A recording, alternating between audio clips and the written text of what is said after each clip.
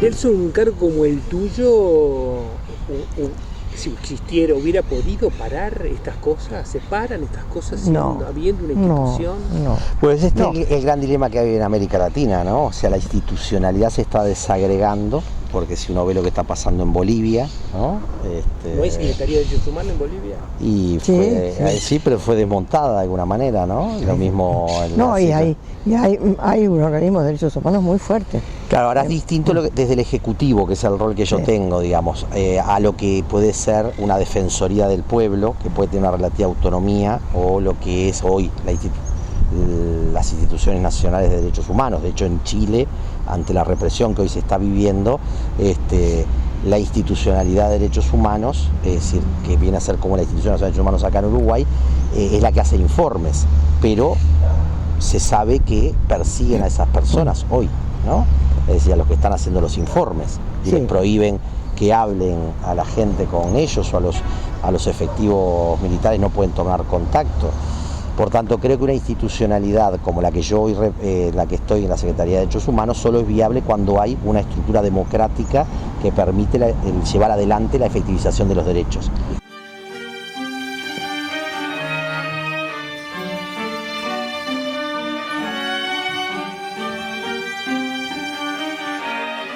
Déjame hilar un poco más fino. Y dentro de la institución democrática, si el poder político de turno no es demasiado afín a ciertos parámetros éticos de los derechos humanos, ¿también la institución desaparece como fuerza? No, si partimos de que si el Estado de Derecho básico se mantiene, es decir, creo que se podría sostener, que es la gran contradicción que estamos viendo en el caso de Brasil, ¿no? Es decir, se mantiene la Secretaría de Derechos Humanos, pero se centra en temas muy específicos, ¿no? O sea, por ejemplo, la no discriminación racial, pero no la totalidad de la visión de derechos humanos. Creo que hoy la realidad muestra esa complejidad donde la regresión institucional, la regresión democrática, donde no tenemos quiebres democráticos explícitos, excepto el de Bolivia, digamos, también lo que pasa en Honduras, o lo que pasó en Paraguay, digamos, ¿no? Pero digo, como que hay una sostenibilidad de la formalidad democrática, hace que parecería ser que puedan subsistir y generan contradicciones éticas, políticas y de inviabilidad de defensa de los derechos humanos. Nuestra institución nacional de derechos humanos es la más firme y la más consolidada y legal de todas las otras, mucho más que la de Chile, porque está con respaldo del Parlamento. Con respaldo Ahora bien, si el Estado de Derecho se cuestiona, ¿no? Cuando cambia la correlación de fuerzas en un Parlamento, nosotros estamos viviendo un cambio de correlación de fuerzas en el Parlamento y aspiramos a que no cambie el respaldo a esa institucionalidad o a esa autonomía, digamos, ¿no? Y que permanezca la Secretaría de Derechos Humanos en el caso del Ejecutivo para velar de la efectivización de los derechos.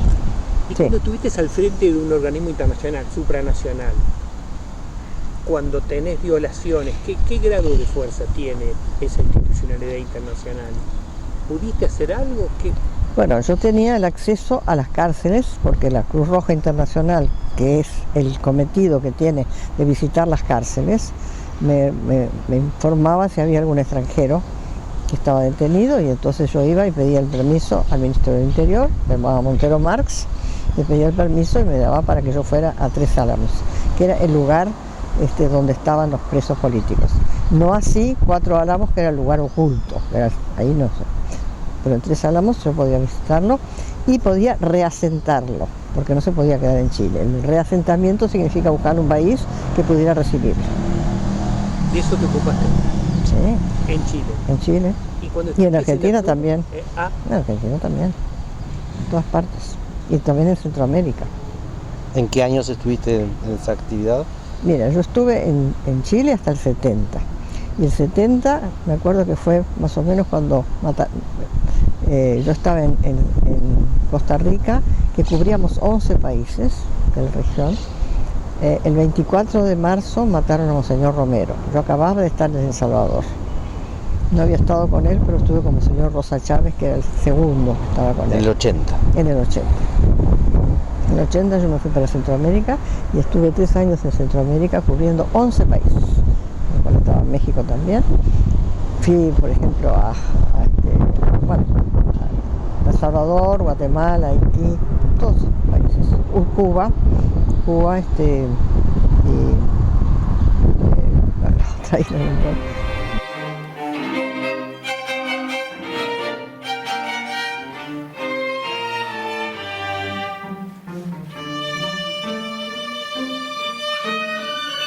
¿Ha cambiado mucho en el tema de violación de derechos humanos de aquellos momentos que estamos viviendo ahora o no cambia nada? Sigue... Ha cambiado, no ha cambiado en el sentido que ha sido muy frustrante, porque, por ejemplo, yo estuve en El Salvador en una misión que se creó, que se llamó ONUSAL, que era para que la guerrilla, dejara de ser guerrilla y se integrara a la sociedad, y que se les iban a dar elementos labriegos para que pudieran insertarse como labradores, como personas para tener algún trabajo. Y fue muy bien organizado esa comisión, presidida, estaba España ahí muy metida, estaba Noruega, Francia. Bueno, y estuve ahí 1 año y medio y conociendo tanto a los guerrilleros como a los de arena, que eran los del gobierno, ¿no? Pues una comisión para la paz. Finalmente no pasó nada, porque el que mandó matar a Monseñor Romero quedó, a pesar de que la Comisión para la Paz lo declaró culpable, nunca lo detuvieron y volvió todo igual. ¿Por qué? ¿Qué pasó en El Salvador? Como hubo muchos años de guerrilla, los gringos, el gobierno de Estados Unidos lo que hizo fue mandar armas, entonces estaba todo el mundo armado, todos armados. Entonces aquello era realmente un peligro, ¿no? Y no resultó. Por eso estos acuerdos de paz, que uno tuvo tanta esperanza ahora, el de Colombia, mira cómo está ahora la situación. Y sí, yo pienso que es lo mismo, que se refleja lo mismo que se reflejó en El Salvador. Sí. Perdón. No, pero capaz que para complementar, capaz en un análisis de periodos, ¿no? Que es importante también para la gente joven, ¿no? O sea, es decir, hubo como una expectativa de democratización en toda América Latina, ¿no? En los 80, 90. Sí.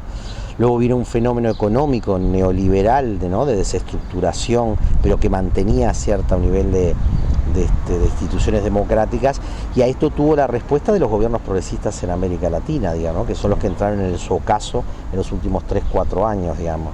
Y es ahí donde quizás la decepción es que la construcción de institucionalidades de defensa de derechos humanos, sin un cambio de matriz productiva, sin búsqueda de igualdad social, sin la concreción, ¿no?, de modelos que lograran una inclusión, se transforman en un castillo de naipes, digamos, ¿no? Y lo que pasó es que hoy lo que estamos viendo es que se desmontan muchas de estas cosas en función de esto, ¿no? Guatemala lo mismo. Guatemala tuvo además un organismo financiado por Estados Unidos muy importante, y finalmente lo sacaron porque claro, vio que era tal, el organismo denunció tal la corrupción que le molestó tanto el gobierno que los echó.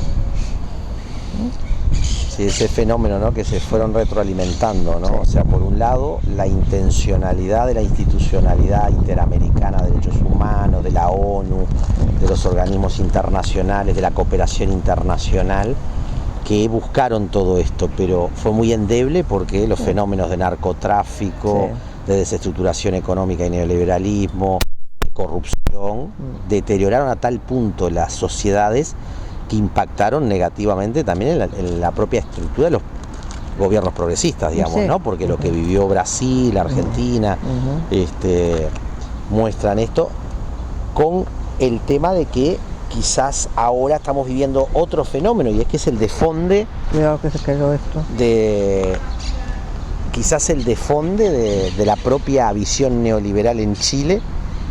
Bueno, a pesar de que esté volviendo como sistema en América Latina, ¿no? Sí, este es un fenómeno aparte, ¿no? Es un fenómeno realmente muy terrible que está pasando y que no tiene solución por el momento. No hay callejones sin salida, ¿no? Hay muchos callejones sin salida. Hay mucho, y ha muerto mucha gente y han quedado heridos muchísimas personas, sobre todo gente joven que han quedado con un ojo o 2 ojos porque tenían unos balines que no eran los balines, y les tiraban a la cara, y han quedado como 150 muchachos. ¿Has hablado con gente de esa? Yo tengo mi hija ya, así que hablamos todas las noches. Era.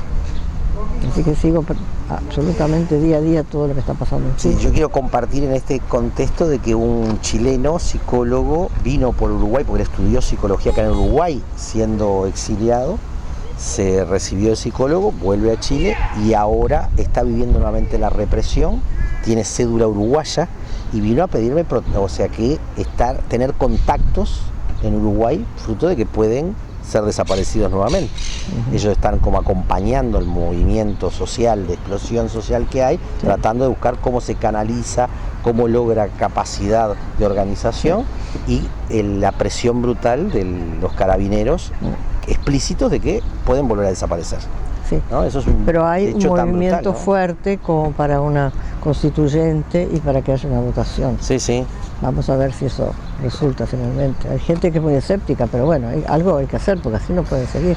No, sí, la apuesta a construir justamente un pacto social, que es lo que daría garantías para el respeto a los derechos humanos, porque yo creo que uno de los temas que me gustaría hablar contigo, Belela, esta cuestión del compromiso ético, ¿no? y llamémoslo voluntarista, en el sentido que hubo en toda una generación y que tenemos todos inscriptos en el valor moral que, ¿no? Perico Pérez Aguirre y todos nos inscribieron. Cómo se desfonda cuando las estructuras económicas, sociales, no cambian, ¿no? Y entonces, Sí. es decir, cómo aunar esfuerzos para que el respeto a los derechos humanos no solo esté vinculado a procesos democráticos, sino a reestructurar economías en favor de la igualdad, porque si no... Por supuesto.